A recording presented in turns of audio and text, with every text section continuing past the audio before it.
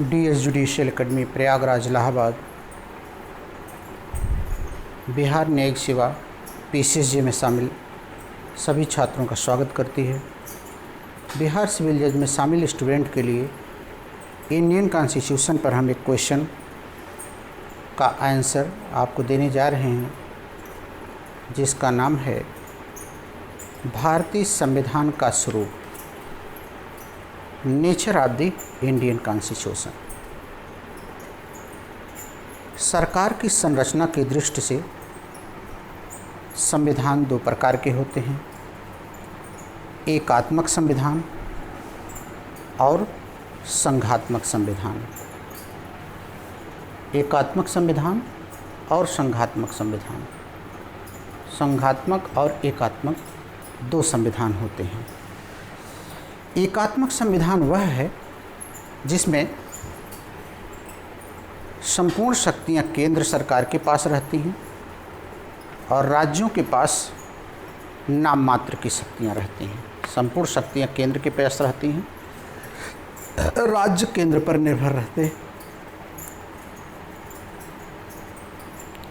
एकात्मक सरकार का लक्षण है, एकात्मक सरकार में सभी शक्तियां सरकार में निहित होती हैं केंद्र में, और राज्यों को नाम मात्र दिया जाता है, वह केंद्र की इच्छा पर निर्भर करते हैं। लेकिन संघात्मक में शक्तियों का विभाजन रहता है, दोनों अपने अपने क्षेत्रों में स्वतंत्र रहते हैं।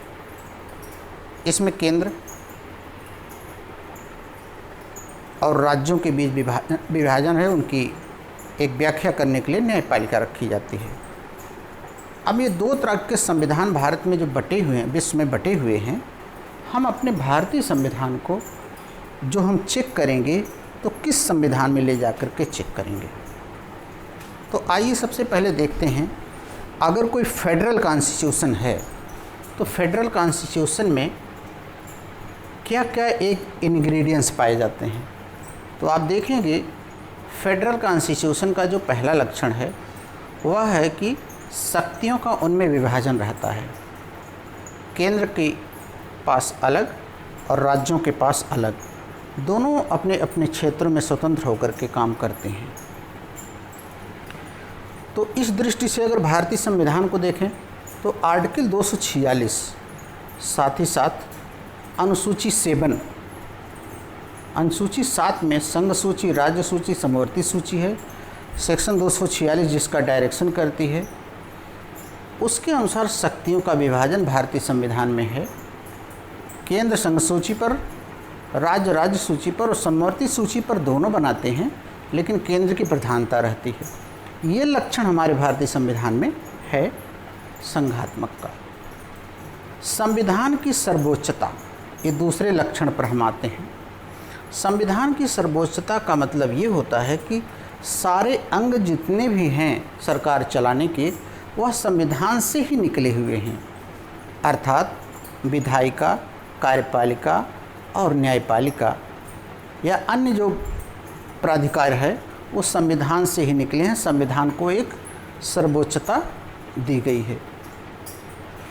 तो यह भी अगर देखा जाए तो हमारे यहाँ संसद का गठन संविधान के अधीन है 79 में, न्यायपालिका 124 में उसी से गठित है, राष्ट्रपति 52 में उसी से एक राष्ट्रपति होगा। या जितने भी हैं कार्यपालिका, न्यायपालिका, विधायिका, सभी संविधान के अधीन ही गठित किए गए हैं और संविधान को सर्वोच्चता दी गई है।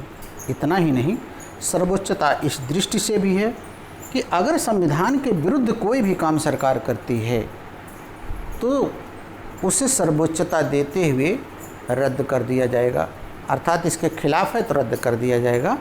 केशवानंद भारती में इस बात का स्पष्ट प्रमाण भी मिला है कि मूलभूत ढांचे के खिलाफ अगर कोई चीज़ थी तो सरकार ने उसे रद्द किया है। ये संविधान की सर्वोच्चता भी हमारे यहाँ बरकरार है, इंडियन कॉन्स्टिट्यूशन में है। लिखित संविधान, लिखित संविधान वे संविधान होते हैं जिसमें सारी शक्तियाँ केंद्र और राज्यों के बीच स्पष्ट रूप से लिखी रहती है, ताकि उनके बीच किसी प्रकार का कोई विवाद ना हो। हमारे संविधान में 395 अनुच्छेद, वर्तमान में 12 अनुसूचियाँ, 22 भाग सारे के सारे स्पष्ट रूप से लिखे हैं। तो यह लिखित संविधान का गुण भी हमारे संविधान में है। संविधान की अपरिवर्तनशीलता, अगर इस पर आप जाइए तो संविधान, संघात्मक संविधान में इस तरीके से संविधान बनाया जाता है, उसमें हमेशा कोई चेंज कोई ना कर सके, नहीं तो इसकी पवित्रता नष्ट हो जाती है। इस दृष्टि से अगर देखा जाए तो इंडियन कॉन्स्टिट्यूशन में, भारतीय संविधान में संशोधन की जो प्रक्रिया दी गई है वह सामान्य भी है और जटिल भी है। जटिल इस दृष्टि से आसानी से परिवर्तन आप नहीं कर सकते हैं, सामान्य इस दृष्टि से कुछ संशोधन बहुत सामान्य दृष्टि से भी कर सकते हैं। तो हमारा ना तो अत्यधिक कठोर है, ना तो अत्यधिक नरम है। तो ये भी लक्षण आपके संविधान में पाया जाता है। आर्टिकल 368 के माध्यम से संविधान की अपरिवर्तनशीलता भी मिलती है।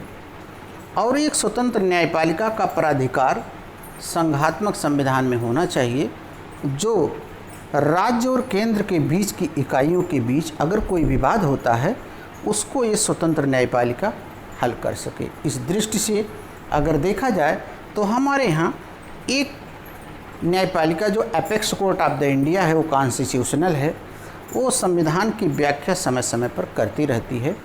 कहीं दो राज्यों के बीच विवाद हो, केंद्र और राज्यों की विवाद हो, उसकी स्वतंत्रता पर कहीं कोई आँच नहीं। ये अंतिम संविधान की व्याख्यान करता है, क्योंकि अब इंग्लैंड में नहीं जाएगा, भारत में ही सारे मामले हल होंगे। तो यह संविधान की अंतिम निर्वचन करता है। और आर्टिकल 22 साथ ही साथ क्यूरेटिव रिट है, 142 आर्टिकल, इन सब के 136, इन सब के माध्यम से ये लोगों के अधिकार को सेफ करती है। यह भी हमारे संविधान में है।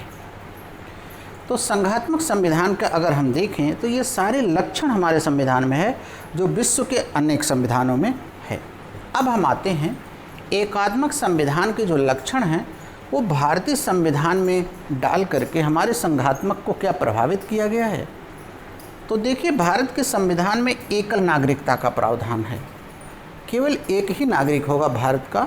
28 राज्य हैं, 2800 राज्य के अलग अलग नागरिक नहीं हैं। केवल एक ही निर्वाचन का कार्ड है आपका, जो मुख्य रूप से बनाया गया है, एकल नागरिकता, सिंगल सिटीजनशिप है। दूसरा, ये चीज़ हमारे संविधान में है। दूसरा है राज्यपाल की नियुक्ति। आर्टिकल 155, 156 और 200, इन दोनों के माध्यम से हमारे फेडरल कॉन्स्टिट्यूशन पे थोड़ा सा कंट्रोल किया गया है, क्योंकि प्रेम्बुल में एकता और अखंडता वर्ड यूज किया गया है। तो देश की एकता और अखंडता को अगर कोई राज्य डिस्टर्ब करता है तो राज्यपाल के माध्यम से आर्टिकल 155, 156 राज्यपालों की नियुक्ति की गई है। और 200 में अगर कोई गलत विधेयक बनाया जा रहा है राज्य जो केंद्र के खिलाफ है, देश के खिलाफ है, तो राज्यपाल उसको केंद्र के पास सेफ कर लेगा, भेज देगा। तो राज्यपालों की नियुक्ति भी थोड़ा सा संघात्मक संविधान के खिलाफ है। लेकिन भारतीय संविधान का एक मिश्रित संविधान है, एक मिश्रित कल्चर है। उसको सेफ करने के लिए राज्यों को कंट्रोल सेंट्रल करता है राज्यपाल। ये हमारा एक विशिष्ट लक्षण है, ना कि फेडरल पर आघात है। इमरजेंसी की व्यवस्था, अगर हमारे संविधान में एकात्मक लक्षण आप इमरजेंसी को कहते हैं, तो हम इमरजेंसी का प्रयोग कब करते हैं? 352 का प्रयोग हम तभी करते हैं जब युद्ध या बाह्य आक्रमण की स्थिति हो। अभी जब चीन के साथ भारत का संबंध काफ़ी विवादक स्थिति में आया, लग रहा था अब इमरजेंसी लग जाएगी, लेकिन केंद्र सरकार ने लास्ट तक इमरजेंसी लगाने नहीं दिया, क्योंकि भारत के नागरिकों के अधिकार भी काफ़ी प्रभावित हो जाते हैं। तो ये लक्षण हमें देश हित में है। आपातकालीन व्यवस्था भी जो है वो हमारे देश हित में है, जो कभी कभी आपातिक स्थिति में लगाया जाता है, वो हमारे संविधान का एक विशिष्ट लक्षण है। इसको एकात्मक संविधान कह लेना ठीक नहीं है।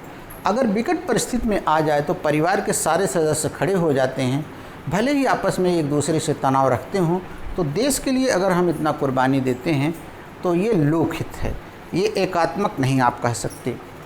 राज्य सूची के विषयों पर संसद कानून बना सकती है, ऐसा प्रावधान 250 आर्टिकल में दिया गया है।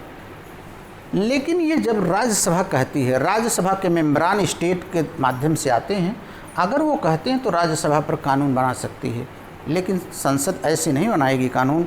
जब राज्यसभा के मेम्बरान कहते हैं तभी वो बनाती है। यह भी एकात्मक के लक्षण हैं। और नए राज्यों का निर्माण संसद जब करती है तो इस पर संसद का एकाधिकार है। आर्टिकल 3 में संसद को इस शक्ति दी गई है, एक साधारण बहुमत से नए राज्य बना सकती है, सीमाओं में परिवर्तन कर सकती है, सीमाएं बढ़ा सकती हैं। तो इसको भी लोगों का कहना एकात्मक है। ये जितने एकात्मक लक्षण आप भारतीय संविधान में देख रहे हैं, ये हमारे संविधान का अभूतपूर्व एकता और अखंडता को बनाए रखने के लिए, इसीलिए भारत की संस्कृति, भारत के संविधान के माध्यम से भारत कभी टूटा नहीं। सन 47 से लेकर के 2021 तक इसके कोई टुकड़े नहीं हुए। बाकी विश्व में देखिए तमाम बदलाव आते हैं, बार बार इनके टुकड़े होने की स्थिति आ जाती है, लेकिन हमारे देश के कोई टुकड़ा होने नहीं दिया गया, बल्कि हम जम्मू कश्मीर को राज्य का दर्जा, साथ ही साथ वहाँ 370 को हटा करके बड़ी आसानी से हमने अपना विस्तार भी किया है। तो भारतीय संविधान के लक्षणों के बारे में अगर हम लोग आगे अध्ययन करते हैं तो कुछ ज्यूरिस्टिक के विचार भी आपको देखने को मिलेंगे। आइए ज्यूरिस्टिक के विचार देखें। इंडियन कॉन्स्टिट्यूशन के बारे में हमारे ज्यूरिस्टिक क्या कहते हैं। जो विधिशास्त्री हैं उनका कहना है भारतीय संविधान के बारे में, ऑस्टिन, सबसे पहले ऑस्टिन आते हैं। ऑस्टिन का कहना है कोऑपरेटिव फेडरलिज्म, भारतीय संविधान को वो कोऑपरेटिव फेडरलिज्म कहते हैं। जस्टिस जेनिक्स का कहना है विश्व का सबसे बड़ा संविधान है भारत। फिर जेनिक्स कहते हैं भारतीय संविधान केंद्र की तरफ झुका हुआ एक परिसंघवाद है।